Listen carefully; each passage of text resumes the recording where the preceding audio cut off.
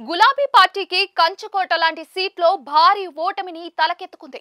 ఏకంగా 25,000 ఓట్ల తేడాతో ఓటమిని చవిచూసింది. 2018, 2023 ఎన్నికల్లో వరుసగా బీఆర్ఎస్ అభ్యర్థిగా మాగంటి గోపీనాథ్ విజయం సాధించారు. అక్కడ చాలా ప్యాకెట్లలో బీఆర్ఎస్ కి బలం ఉంది. బీఆర్ఎస్ కి పట్టణ ఓటర్లలో పాజిటివిటీ కూడా ఉంది. దాంతో బీఆర్ఎస్ కంచుకోటలో కాంగ్రెస్ కే అగ్ని పరీక్ష అని అంతా అనుకున్నారు. కానీ జరిగింది వేరు. తీరా ఫలితాలు వచ్చిన తర్వాత చూస్తే బీఆర్ఎస్ గెలుపునకు ఆమడ దూరంలో ఉండిపోయింది. పైగా గతంలో ఎన్నడూ లేని మెజారిటీ కాంగ్రెస్ సొంతమైంది. ఒక విధంగా ఇది రికార్డ్ ని క్రియేట్ చేసింది. బీఆర్ఎస్ లో నిన్నటిదాకా ఒక అగ్ర శ్రేణి నాయకురాలిగా చలామణిలో ఉన్న కవిత బీఆర్ఎస్ ఓటమి వేళ వేసిన ఒక ట్వీట్ అయితే వైరల్ అవుతుంది. అది సంచలనంగా మారింది. కవిత జస్ట్ 3 పదాలతోనే మొత్తం చెప్పాల్సింది చెప్పేశారు.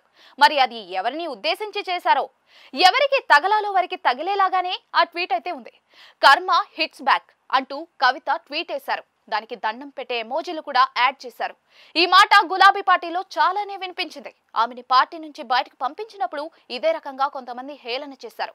కవితకతో ఏమిటి జరిగేది ఒరిగేది అని అన్నారు. కానీ అలా ఎద్దేవా చేసిన వారికి ఈ ఫలితం ఒక చెంప పెట్టు అని ఆమె అభిమానులు కమెంట్స్ పెడుతూ ఉన్నారు. ఇదిలా ఉంటే కవిత కేసీఆర్ ని తప్పించి బీఆర్ఎస్ అగ్రనేతలను తీవ్రంగా విమర్శిస్తూ ఉన్నారు. ఎవరిని వదిలిపెట్టడం లేదు. ఇప్పుడు ఓటమి వేళ ఆమె ట్వీట్ ఎవరి మీద చేశారు ఏమిటి అన్నది కూడా చర్చగా ఉంది. ఇదిలా ఉంటే బీఆర్ఎస్ ఓటమికి 1,00,000 కారణాలుండొచ్చు. అందులో కవిత ప్రభావం కూడా ఏ మేరకు ఉంది అన్నది చర్చకు వస్తున్న విషయం. కవితకు బీఆర్ఎస్ క్యాడర్ లో కొంత పట్టుంది. ఆమె వారిని గట్టిగా పనిచేయకుండా కంట్రోల్ చేశారు అని ప్రచారం కూడా సాగుతూ ఉంది. ఈ ఎన్నికల్లో బీఆర్ఎస్ ఘోర పరాజయం పాలైంది. దాని వెనుక కవిత అభిమానులు కూడా ఉన్నారని అంటూ ఉన్నారు. బీఆర్ఎస్ ఏకమొత్తంగా ఒక పార్టీగా ఉంటూ కేసీఆర్ దూకుడుగా ఉన్న వేళ జరిగిన 2018, 2023 ఎన్నికల్లో పార్టీ గెలిచింది. ఇప్పుడు కేటీఆర్ వర్కింగ్ ప్రెసిడెంట్ గా ఒక్కరే బాధ్యతలు వేసుకున్నారు. హరీష్ రావు తన తండ్రి మరణంతో కొంతవరకు పనిచేయలేకపోయారు.